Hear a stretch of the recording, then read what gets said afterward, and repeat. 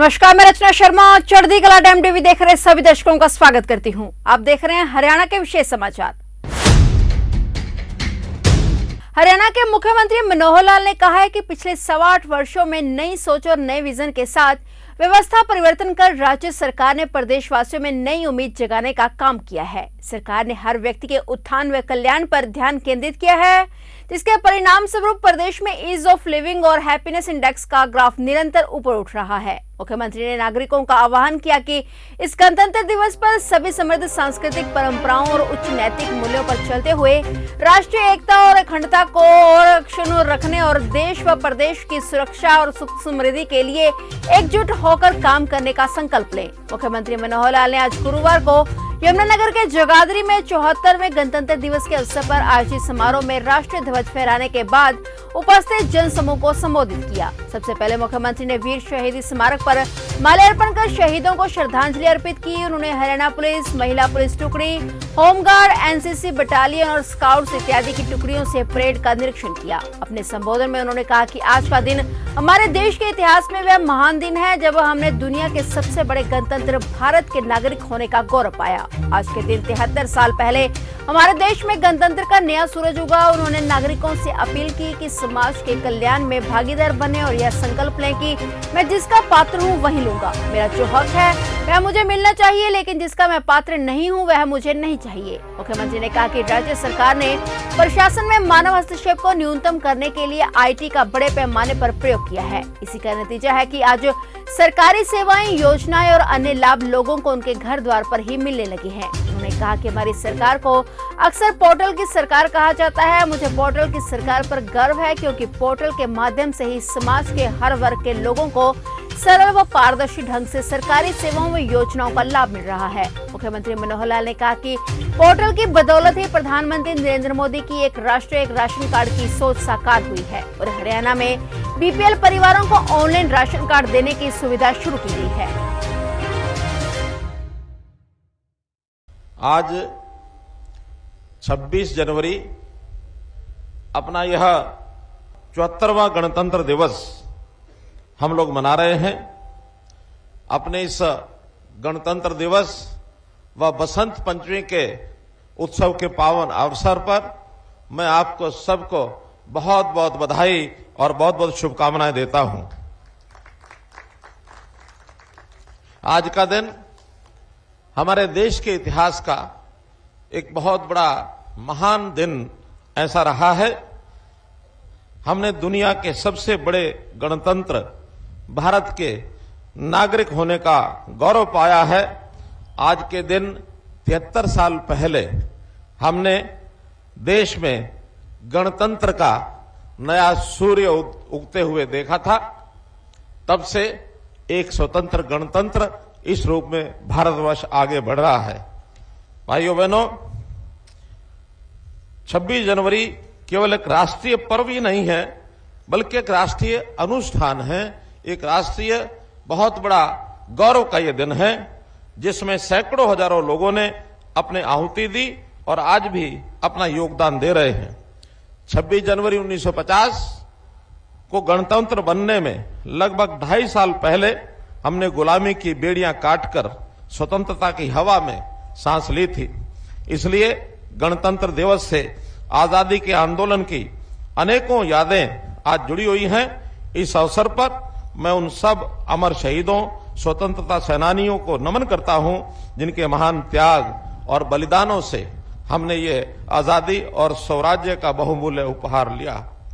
मैं उन सब सैनिकों के प्रति भी कृतज्ञता व्यक्त करता हूं, जो दिन रात हर मौसम और हर हालात में देश की सीमाओं की मुस्तैदी से सुरक्षा कर रहे हैं। मुझे बड़े गौरव का अनुभव हो रहा है कि मुझे यमुना के किनारे आज ये जो जगाधरी में ध्वजारोहण का अवसर मिला है, ये तीर्थराज कपाल मोचन की भूमि है, जहां स्नान सब कर पापों से मुक्ति मिल जाती है। यहां पर बर्तनों का और प्लाईवुड का बड़ा व्यवसाय है, विश्वविख्यात ये उद्योग है। एक छोटे गांव से वर्तमान नगर तक विकसित करने में यहां के नेक नागरिकों ने कड़ी मेहनत की है। मैंने तो ये स्वयं अपनी आंखों से देखा है। एक लंबा काल इस नगरी में मेरा बीता है। मैं आप सबको इसके लिए बधाई देता हूं। आप सभी बधाई के पात्र हैं। भाइयों बहनों, हमारा भारतवर्ष रंग बिरंगे फूलों का मनोहर गुलदस्ता है। यहाँ 4 महीने में मौसम बदल जाते हैं, कोस कोस पर पानी बदल जाता है, हर 20 कोस पर वाणी बदल जाती है। हमारी वेशभूषा और खान पान, इसमें एक बहुत बड़ी विविधता है। विभिन्न धर्मों को मानने वाले लोग यहाँ रहते हैं।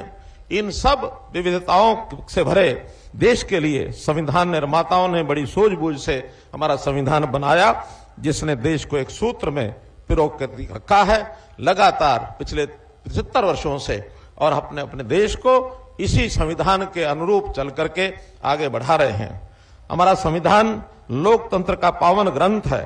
डॉक्टर राजेंद्र प्रसाद जी का नेतृत्व कौशल है, जिसमें डॉक्टर भीमराव जी अंबेडकर जी की दूरदर्शिता और यह संविधान लौह पुरुष सरदार वल्लभ भाई पटेल जी के दृढ़ निश्चय का भी प्रतीक है। हमारे संविधान में भारत की आत्मा बसती है। इसी की बदौलत हर देशवासियों को न्याय, समानता, स्वतंत्रता, विचारों की अभिव्यक्ति तथा उन्नति के समान अवसर ये मिल रहे हैं। 26 जनवरी 1950 के दिन देश की जनता ने संविधान को केवल स्वीकार ही नहीं किया, बल्कि इसको आत्मसात किया है। इसके अनुसार हम अपने आदर्श जीवन को जी रहे हैं। संविधान हमारा आदर्श भी है, आत्मा भी है और हमारी आस्था भी है। यह हमारे लिए एक गीता है, जीवन का सार है। इसकी हम श्रद्धा के साथ और इसके ऊपर हम अमल करते हैं। यह 26 जनवरी इसलिए भी विशेष है कि हम आजादी के अमृत काल जो इस वर्ष से शुरू हो रहा है, इस अमृत काल में ये जो 26 जनवरी आई है, 26 जनवरी इस रूम में भी महत्वपूर्ण है कि माननीय प्रधानमंत्री जी के नेतृत्व में 26 जनवरी की परेड गणतंत्र के इन 72 सालों के बाद राजपथ नहीं बल्कि कर्तव्य पथ पर और ये अब गुजर रही है। इसी समय ये जो हमारी यात्रा गणतंत्र दिवस की देश की राजधानी दिल्ली के अंदर और ये आगे बढ़ रही है। भाइयों बहनों, आज जब हम आजादी का अमृत महोत्सव मना रहे हैं तो हमें इस बात पर विचार करने की आवश्यकता है कि आजादी के बाद हमने अपने स्वतंत्रता सेनानियों और संविधान निर्माताओं के सपने का भारत बनाने की दिशा में कहां तक सफलता प्राप्त की है।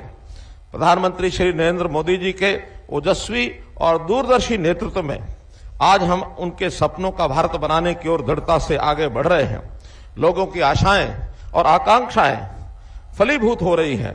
प्रधानमंत्री जी ने अयोध्या में भगवान श्री रामचंद्र जी का भव्य मंदिर, उसका निर्माण शुरू करवाकर करोड़ों देशवासियों की आस्था को मजबूती दी है। भाइयों बहनों, माननीय प्रधानमंत्री जी के ओजस्वी मार्गदर्शन में हमने हरियाणा प्रदेश में सबका साथ, सबका विश्वास और सबका प्रयास के मूल मंत्र पर और पंडित दीनदयाल जी उपाध्याय के अंत्योदय के दर्शन पर चलते हुए प्रदेश की तस्वीर बदली है, लोगों की तकदीर बदली है, प्रदेशवासियों के जीवन में खुशहाली के नए रंग भरे हैं। हमने हर क्षेत्र, हर वर्ग का समान विकास किया है। जो सबसे गरीब व्यक्ति है उसके विकास के लाभ प्राप्त करने के लिए, जो गरीब परिवार इस लाभ से वंचित रहे, उनका लाभ लेने के लिए, उनका सामाजिक, आर्थिक और शैक्षणिक उत्थान करने के लिए इसको विशेष महत्व दिया है। मुझे ये कहते हुए बड़ा संतोष हो रहा है कि बीते 8.25 सालों में हमने 3C पर चोट की है। 3C यानी करप्शन, कास्टिज्म और क्राइम। हमने 6S पर भी विशेष बल दिया है, यानी शिक्षा, स्वास्थ्य, सुरक्षा, स्वावलंबन, स्वाभिमान और सुशासन। इस पर विशेष बल दे करके और सर्वोपरि हमने इस पर अपना काम किया है। गणतंत्र वास्तव में तभी इसको सच्चे मायनों में इसका पालन समझा जा सकता है जब हमारा तंत्र ऐसा हो जहां हर गण की आवाज सुनी जाए, तभी ये गणतंत्र है और उसकी आवाज पहुंचे भी सही। पिछले 8 सालों में हमने उन्हीं लोगों की आवाज सुनने का प्रयास किया जो अपने लिए बोल भी नहीं पाते थे। तो ये थे हरियाणा के विशेष समाचार, और नए समाचारों के साथ फिर से हाजिर होंगे। तब तक के लिए देखते रहिए चढ़ती कला टाइम टीवी और मुझे दीजिए इजाजत। धन्यवाद।